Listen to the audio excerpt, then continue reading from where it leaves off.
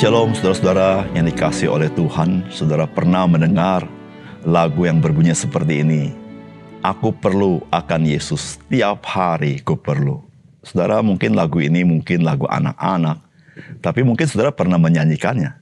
Pertanyaannya adalah, apakah yang engkau nyanyikan memang itulah realitas yang ada di dalam hatimu? Saudara, aku perlu akan Yesus, tiap hari ku perlu. Saudara, kalau kita merenungkannya, saudara akan setuju dengan saya. Ya Tuhan, memang itulah yang kuperlukan dalam hidupku. Salam jumpa dalam program Tuhan adalah Gembalaku. Saudara, situasi kehidupan kita dapat saja mengalami apa yang disebut dengan situasi yang menakutkan.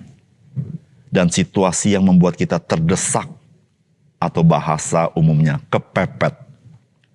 Saudara, situasi yang seperti ini ada kalanya kita tidak dapat menghindar. Saudara, pada saat-saat yang seperti itu, berapa banyak orang baru menyadari bahwa mereka tidak dapat mengandalkan orang lain, tetapi mereka harus menghadapi realitas itu seorang diri. Namun saudara, ketika situasi kehidupan kita begitu banyak sahabat yang mendukung kita, dan siap menolong kita, bahkan kita tidak perlu berpikir bahwa kita sungguh-sungguh membutuhkan Tuhan. Saudara, pada saat itu, kita berpikir bahwa tanpa Tuhan, saya masih bisa survive. Saudara, betapa berharganya iman kepada Tuhan di dalam kehidupan kita. Saudara, iman itu merupakan penerobosan yang Allah sediakan agar kita yang terbatas dalam memandang Dia yang tidak terbatas itu. Mari kita membaca 1 Samuel pasal 23 ayat 14 sampai 28. Maka Daud tinggal di padang gurun, di tempat-tempat perlindungan. Ia tinggal di pegunungan, di padang gurun Sif. Dan selama waktu itu Saul mencari dia, tetapi Allah tidak menyerahkan dia ke dalam tangannya. Daud takut karena Saul telah keluar dengan maksud mencabut nyawanya. Ketika Daud ada di padang gurun Sif di Koresa, maka bersiaplah Yonatan anak Saul lalu pergi kepada Daud di Koresa. Ia menguatkan kepercayaan Daud kepada Allah dan berkata kepadanya, janganlah takut sebab tangan ayahku Saul tidak akan menangkap engkau. Engkau akan menjadi raja atas Israel dan aku akan menjadi orang kedua di bawahmu. Juga ayahku Saul telah mengetahui yang demikian itu. Kemudian kedua orang itu mengikat perjanjian di hadapan Tuhan dan Daud tinggal di Koresa, tetapi Yonatan pulang ke rumahnya. Tetapi beberapa orang Sif pergi menghadap Saul di Gibea dan berkata, Daud menyembunyikan diri dekat kami di kubu-kubu gunung dekat Koresa, di bukit Hakila, di sebelah selatan padang belantara. Oleh sebab itu, jika tuanku raja berkenan datang, silakan datang, tanggungan kamilah untuk menyerahkan dia ke dalam tangan raja. Berkatalah Saul, diberkatilah kiranya kamu oleh Tuhan, karena kamu menunjukkan sayangmu kepadaku. Baiklah pergi, carilah kepastian lagi, berusahalah mengetahui di mana ia berada, dan siapa yang telah melihat dia di sana. Sebab telah dikatakan orang kepadaku, bahwa ia sangat cerdik. Berusahalah mengetahui segala tempat persembunyiannya, kemudian datanglah kembali kepadaku, dengan kabar yang pasti, dan aku akan pergi bersama-sama dengan kamu. Sesungguhnya jika ia ada di dalam negeri, maka aku akan meneliti dia di antara segala ribuan orang Yehuda. Lalu berkemaslah mereka pergi ke Sif. Mendahului Saul dan Daud, orang-orangnya ada di padang gurun Maon, di dataran di sebelah selatan padang belantara. Ketika Saul dengan orang-orangnya pergi mencari Daud, diberitahukanlah hal itu kepada Daud, lalu pergilah ia ke gunung batu, dan tinggal di padang gurun Maon. Saul mendengar hal itu lalu mengejar Daud di padang gurun Maon. Saul berjalan dari sisi gunung sebelah sini dan Daud dengan orang-orangnya dari sisi gunung sebelah sana. Daud cepat-cepat mengalahkan Daud, tetapi Saul dengan orang-orangnya sudah hampir mengepung Daud serta orang-orangnya untuk menangkap mereka. Ketika seorang suruhan datang kepada Saul dengan pesan, segeralah undur sebab orang Filistin telah menyerbu negeri. Maka berhentilah Saul mengejar Daud dan pergi menghadapi orang Filistin. Itulah sebabnya orang menyebut tempat itu Gunung Batu Keluputan. Saudara yang dikasihi oleh Tuhan, sebagian besar di dalam kehidupan Daud, ia hidup dalam pelarian dari kejaran Raja Saul. Saudara, kehidupan yang seperti itu merupakan kehidupan yang sangat menakutkan. Karena tidak tertutup kemungkinan bahwa dia bisa tertangkap oleh kejahatan Raja Saul. Saudara, apakah pesan firman Tuhan bagi kita? Yang pertama, kepercayaan kepada Tuhan merupakan kekuatan yang terbesar di dalam kehidupan kita. Saudara, firman Tuhan mengatakan, Daud takut karena Saul telah keluar dengan maksud mencabut nyawanya.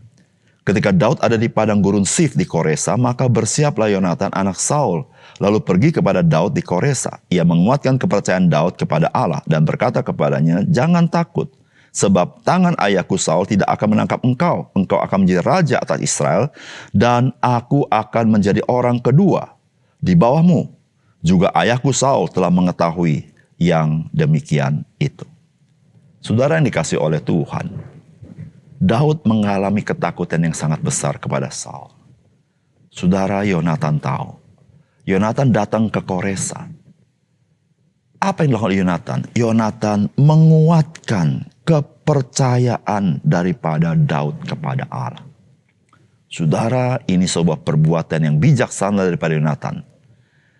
Mengapa? Karena Yonatan sadar bahwa Yonatan tidak bisa selalu bersama-sama Daud. Meskipun Yonatan mengasihi Daud. Yonatan sadar bahwa Daud tidak bisa mengandalkan dirinya. Betapapun dia mau. Saudara, tidak ada seorang manusia yang bisa terus bersama-sama dengan orang yang bergumul itu. Saudara, satu hal yang sangat penting yang Yonatan telah lakukan, yang sangat fundamental bagi hidup Daud, yaitu dia menguatkan kepercayaan Daud kepada Allah. Saudara, itulah yang menjadi kekuatan yang terbesar di dalam kehidupan Daud sampai akhir hayatnya. Saudara, di dalam Mazmur-Mazmur Daud, kita tahu dengan jelas, satu hal yang dirindukan oleh Daud hanyalah Tuhan. Yang diinginkan Daud hanyalah Tuhan. Saudara-saudara, kalau kita mau belajar mengenai bagaimana menang dalam pergumulan dan ancaman hidup, belajar daripada Daud. Saudara, Daud, dia percaya kepada Tuhan. Saudara, di dalam ketakutan, di dalam pelarian, di dalam ancaman, nyawa hampir saja hilang, Daud, dia tetap menguasai diri dan dia mengandalkan Tuhan. Saudara, oleh karena itu, saudara yang kasih dalam Tuhan, mari kita bertumbuh di dalam iman kita kepada Tuhan. Mari kita selalu kuat di dalam anugerah Tuhan kepada kita. Saudara, firman Tuhan berkata begini dalam Efesus pasal 1 ayat 19. Dan betapa hebat kuasanya bagi kita yang percaya sesuai dengan kekuatan kuasanya. Saudara, camkanlah firman Tuhan ini. Betapa hebat kuasanya bagi kita yang percaya. Saudara, bukan Tuhan tidak punya kuasa yang hebat. Permasalahan yang paling besar adalah engkau dan saya tidak memiliki kepercayaan yang kokoh kepada Dia. Saudara yang kasih dalam Tuhan, bertumbuhlah dalam iman kita kepada Tuhan. Itulah yang menjadi kekuatan yang sangat besar di dalam kehidupan kita, apapun yang kita hadapi. Yang kedua, saudara, firman Tuhan hari ini memberitahukan kepada kita, Tuhan tahu bagaimana menolong kita betapapun pelik situasi kita. Saudara, firman Tuhan berkata begini, Saul berjalan dari sisi gunung sebelah sini dan Daud dengan orang-orangnya dari sisi gunung sebelah sana. Daud cepat-cepat mengalahkan Saul, tetapi Saul dengan orang-orangnya sudah hampir mengepung Daud serta orang-orangnya untuk menangkap mereka. Ketika seorang suruhan datang kepada Saul dengan pesan, segeralah undur sebab orang Filistin telah menyerbu negeri. Maka berhentilah Saul mengejar Daud dan pergi menghadapi orang Filistin. Itulah sebabnya orang menyebut tempat itu Gunung Batu Keluputan. Saudara, siapakah Gunung Batu Keluputan itu? Saudara, tidak lain dan tidak bukan, dialah Tuhan semesta alam itu. Saudara-saudara, Raja Saul dalam seketika bisa menangkap Daud dan membunuhnya. Dan Daud tidak berdaya pada saat itu. Tetapi Tuhan, dia tahu apa yang dia mau perbuat. Saudara, Tuhan tidak pernah lalai di dalam setiap tindakannya. Tuhan tidak pernah gagal untuk melindungi orang-orang yang dia ingin lindungi. Saudara-saudara yang kasih dalam Tuhan, betapapun pelik, sulit, kepepet kehidupan Daud. Saudara, ada gembala yang baik, yaitu Tuhan Allah yang menyertai Daud.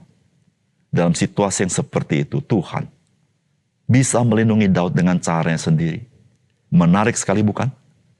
Ketika Saul hampir menangkap Daud, Saul mendapat informasi orang Filistin menyerbu negeri Israel. Saudara, Alkitab mencatat Saul berhenti mengejar Daud. Saudara, Tuhan bisa memakai siapapun.